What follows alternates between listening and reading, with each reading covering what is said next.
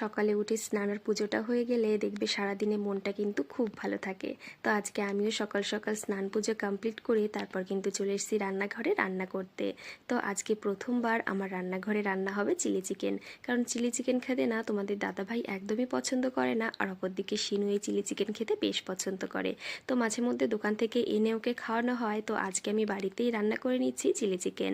তো এর আগে আমি বাপের বাড়িতে গিয়ে কয়েকবার চিলি চিকেন বানিয়েছি, কিন্তু আমি যেখানে থাকি এখানে এখনও একবারও বানানো হয়নি।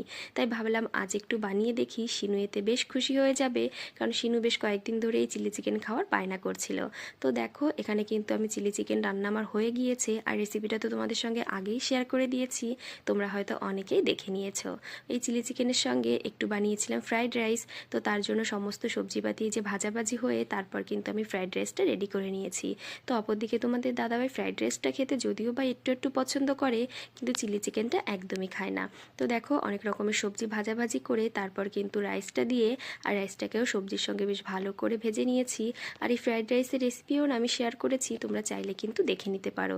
তো দেখো এদিকে দুটো রান্না হয়ে যেতে আমি কিন্তু এখানে বসিয়ে দিয়েছিলাম ডিম কষা। আগেই বলেছি তোমাদের দাদাভাই চিলি চিকেন খেতে একদমই পছন্দ করে না, তো সেই জন্য ওর জন্য আমি বানিয়েছিলাম এই ডিম কষাটা। তো এটাই ছিল আজকে আমাদের দুপুরের মেনু। এখানে রয়েছে ডিম কষা, ওখানে রয়েছে ফ্রাইড রাইস, আর এদিকে রয়েছে চিলি চিকেন। কেমন হলো জানিও কিন্তু।